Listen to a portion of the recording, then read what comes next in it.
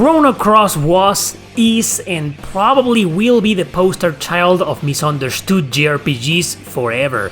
Everyone treated it as a sequel, and it sure wasn't. Still, the game was a commercial success with universal praise. But are there any other JRPGs that weren't so lucky, precisely for being misunderstood?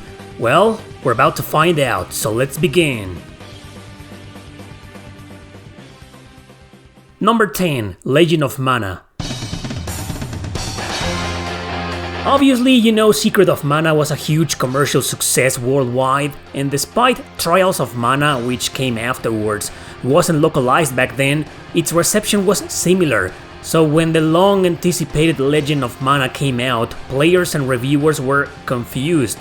Instead of having a linear story with a bunch of regular party members, you now had some sort of open world with non-linear narrative and a quest-driven adventure. You had to go to different towns and talk to different people to trigger certain events to unlock more areas to explore.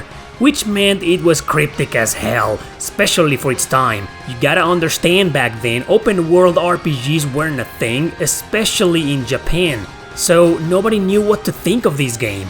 I admit, I was the same. I ditched it a long time ago because I had no clue what to do or where to go most of the time. But after coming back to it several years later, I developed a much better appreciation and understanding of it. The key to this game is to simply play it with that in mind. Playing it thinking it's not Secret of Mana, that it's very different, that it's basically its own thing. Well, yeah, back then, and I actually feel even a little today, this game was one of the most misunderstood JRPGs ever, since barely anyone understood it.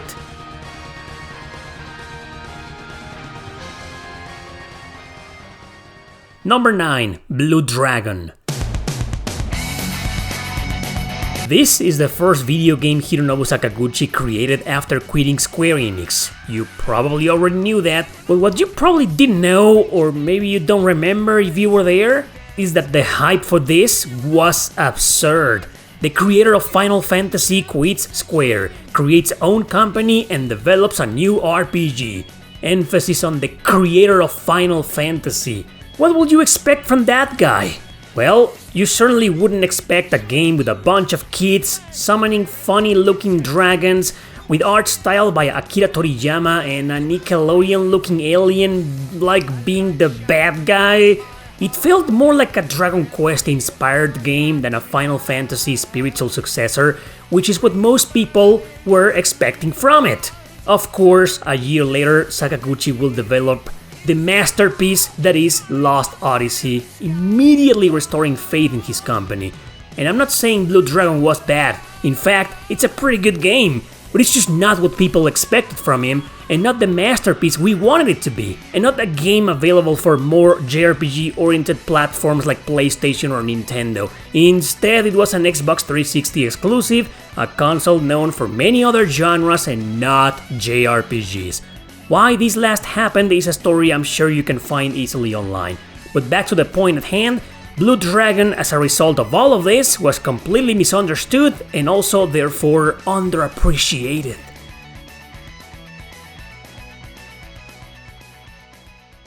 Number 8. The DioField Chronicle. Because strategy RPGs had been dying for years, people saw the announcement of this game as a big comeback. I mean, Square Enix reviving the genre all of a sudden, people got excited. Same with Triangle Strategy, except the latter did succeed and was exactly what most players were hoping for. The DioField Chronicle was instead a disappointment for many, but they failed to understand why.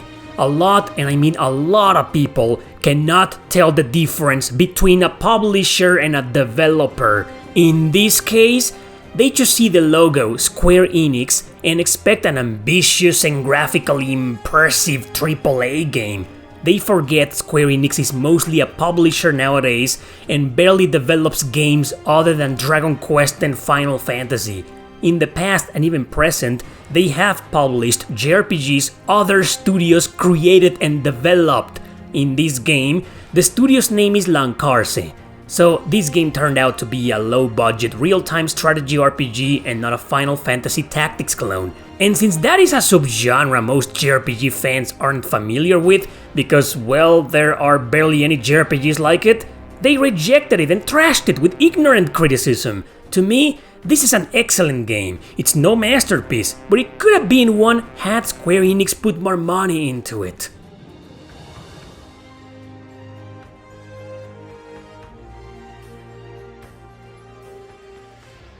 Number 7. Phantasy Star Universe.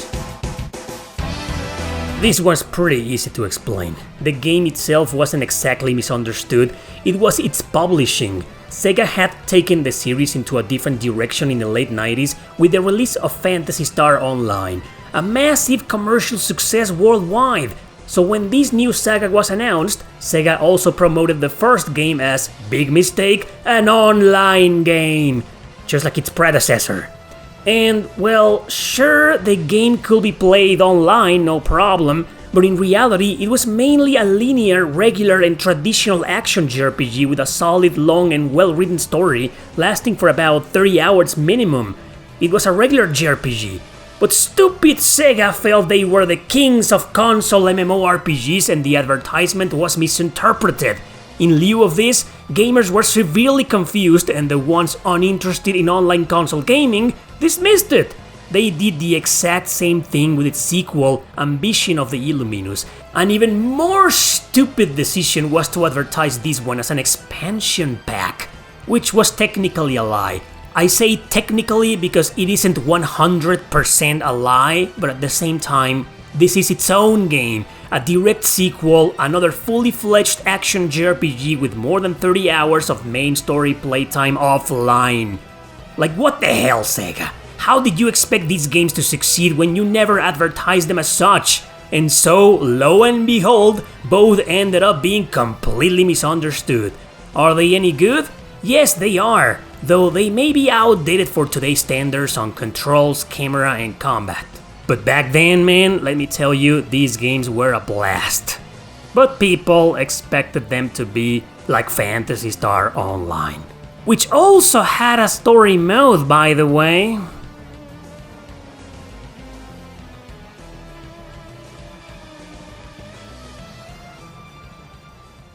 Number 6. Metal Saga. This is a game that I think I've covered like one time in my entire career. Anyway, that's beside the point. This is a game no one understood back then and no one understands nowadays. First of all, the name is Metal Saga. Like, what the hell is that, right? I'll tell you what. It's part of a franchise known as Metal Max that's been there since the early 90s, except the large majority of them have never been released outside of Japan. So in that country, this was just another title in the series, just with Saga instead of Max, because when Data East, the original publishers, went bankrupt, Success Corporation took over some of the games and published them as such. But this is the only one we got, and the first one we ever got. So if even in Japan there was some small confusion with this title, imagine everywhere else. I'll admit when I first played this, I was just as confused and misunderstood the game. I didn't know it was part of a big series, with most games being non-linear and slightly open world. I ditched this game after a few hours because I had zero clue what to do or where to go. Well, can you blame me? Actually, maybe, because I'm not really a fan of these types of games. But maybe if I had known this was a thing from a franchise, I would have approached it with a different mindset, and perhaps I would have appreciated it and recommended it nowadays. So this extremely obscure JRPG on the PS2 was not only misunderstood by me, but also by mostly everyone out there. I'll try to review it one day, but I can't promise anything.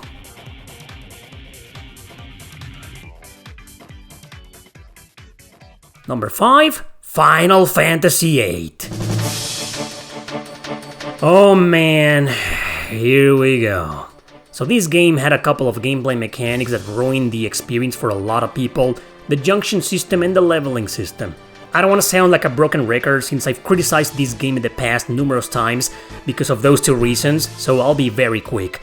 Learning skills and using menus is convoluted, and the enemy levels up with you. something the game never says, of course. So what did most people do when they played this game? Abuse the GF system, which is basically the ability to summon the big creatures to cause greater damage to enemies and bosses.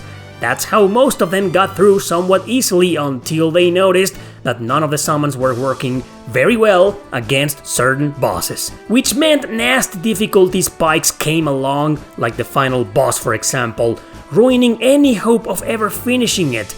Nowadays it's more simple. Just follow a guide and tips online on what to do to properly play this game and understand it.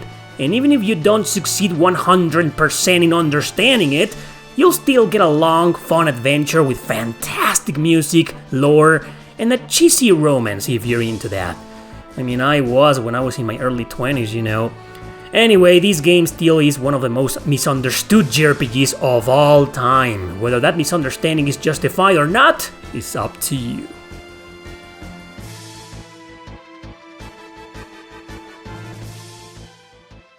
Number 4. Wild Arms 4 and 5.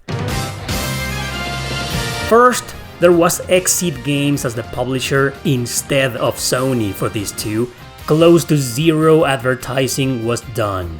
Second, fans of the series and reviewers noticed the change in atmosphere and also in battle mechanics. Wild Arms 4 was a bit more sci-fi and goofy with its characters, apart from getting rid of the multiple protagonists feature the series had been known for. Wild Arms 5 did exactly the same thing, with only one guy as the lead, more sci-fi elements, and a very different battle interface. Instead of a regular turn-based combat the first trilogy was known for, these two had elemental hexagons where you could position your characters to use elements as an advantage. All other classic elements like reloading guns was there, as well as the lovely music the series was known for. These two games turned out great in my opinion, especially 5, which became my favorite in the series, but barely anyone saw it that way. Nobody understood the changes. I can defend the narrative, at least in 5. It is still very Wild West if you play through its entirety, and the sci-fi elements have always been there since the very beginning of the series, so don't give me that. I see nothing wrong with these two games, except that they introduced this new combat, but at least it was still turn-based, you know? I do wonder though, had they kept a traditional battle system, will they have succeeded? We'll never know, but they probably wouldn't have been misunderstood.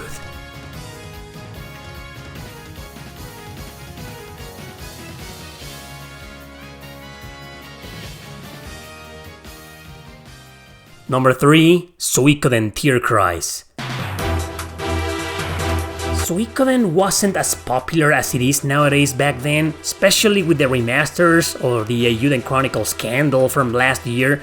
So back in 2008, outside of Japan, the games were mostly hidden gems. We all know the franchise is the perfect definition of a sleeper hit and a cult classic. I wanted to give you that context because it's important to understand Suikoden Tierkreis here. A spin-off nobody asked for and nobody was expecting because a couple of years ago, Japanese players and magazines felt that the series was going nowhere. Suikoden 5 was a fantastic game, but it didn't sell very well, especially overseas. Regardless, instead of working on Suikoden 6 for the PlayStation 3, which is exactly what should have happened, Konami made a little spin-off. One without the duels and the strategy battles, just plain and simple turn-based combat with a twist, and with only 4 active fighters instead of the usual 6. Players felt the series had gone into a different direction like I mentioned, and well, considering yet another spin-off came after this, now on the PSP exclusive to Japan, they were kinda right. We know the series died after that, despite both games being great. This is what led me believe both are misunderstood JRPGs, particularly Tierkreis. People just missed the point of them being merely spin-offs. Do you expect something called a spin-off to be exactly like the main series? Then why not just make it like the main series in the first place? Give Tierkreis a chance if you can, it's a solid game, and I'm not defending Konami here and their decision, which was terrible. I'm just defending this game, which you have to play thinking it's not a mainline Suikoden game.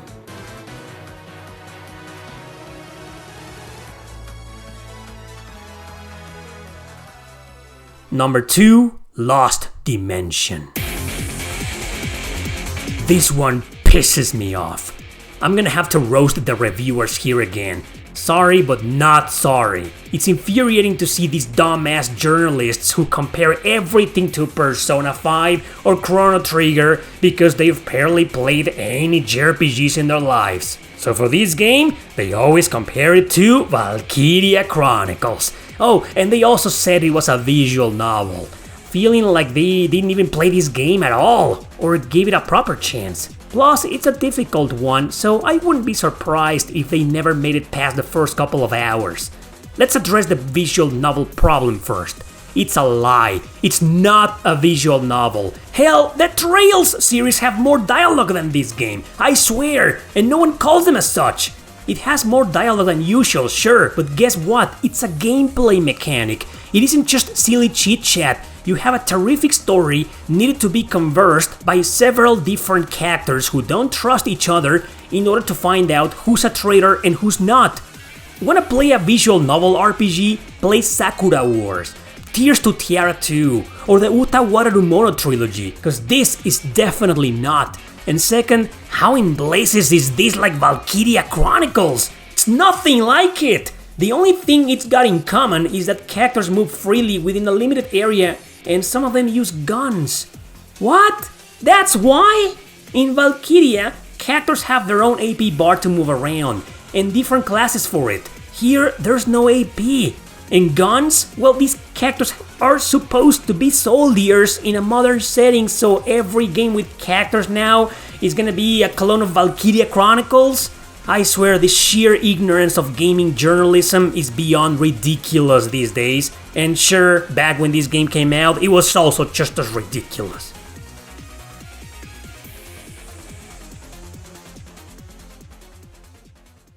Number 1, I Am Setsuna.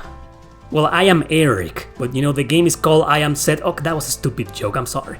Same as with the DioField Chronicle, actually exactly the same. Players misunderstood the game because all they saw was Square Enix and turn-based RPG. They didn't know a new studio had been created by some retro enthusiasts, which they called Tokyo RPG Factory. After 3 standalone JRPGs, the company was dissolved, sadly. But going back to the misunderstanding, I believe gamers got hyped because of what they saw and thought the company was finally going back to their turn-based roots. In a sense, they did, but only as publishers, not as developers. And Tokyo RPG Factory did not receive a large amount of budget to create this game, quite the contrary as a matter of fact, so results were mixed when it came out, since Setsuna was, well, okay, yes, a traditional style JRPG resembling the 16-bit classics, but not the second coming of Jesus Christ some were expecting, not the masterpiece they wanted it to be. Still, barely anyone trashed this game. The consensus is still either mixed or positive, and the major criticism is that there's just too many snow areas. But duh, the game takes place in a world with tons of snow, so what did you expect? And also, its plot references to other JRPGs, such as the character Setsuna's pilgrimage, being quite similar to the one in Final Fantasy X. The goal was to create this game as a love letter to the classics, remember that. But a similar plot to Final Fantasy X, okay, you know what, I'll give the haters that. But apart from that, there's nothing wrong with this game, it's great, and I do recommend it.